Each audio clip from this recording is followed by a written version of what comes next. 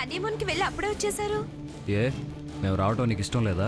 ఆహా, అయ్యో అదేంటి, ఎవరైనా 10-15 రోజులు వెళ్తారు కదా, మీరేంటి 3 రోజుల్లోనే తిరిగి వచ్చేసారు అని.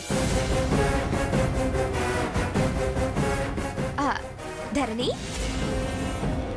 హనీమూన్ ట్రిప్ బాగా జరిగిందా? జరిగే ఉంటుందిలే, అందుకే నీ మొహం అంత కలకల్లాడిపోతుంది.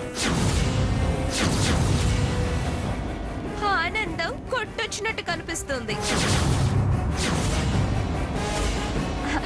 ఏమేం చేశారు? ఎక్కడెక్కడికి వెళ్ళారు? కాస్త మమ్మల్ని ఇంట్లోకి రానిస్తావా? అన్ని ఇక్కడే అడుగుతావా? ధరణి, విషయాలన్నీ వివరంగా నువ్వే చెప్పాలి. ముఖ్యమైన మ్యాటర్ నీ దగ్గరే ఉంది. ఏంటి నా దగ్గర ఉన్న ముఖ్యమైన మ్యాటర్?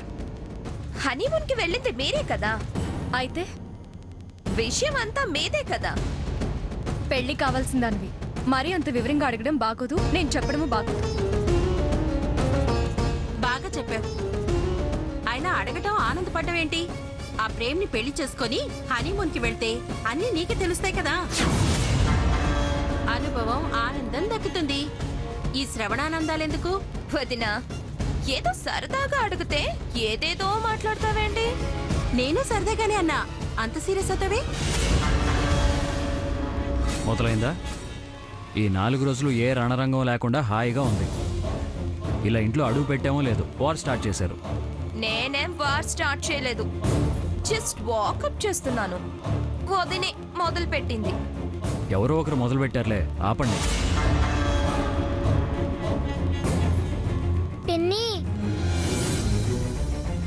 అక్కడ మాకు బుర్కా అంటే కనిపించింది. అచ్చం నీలాగే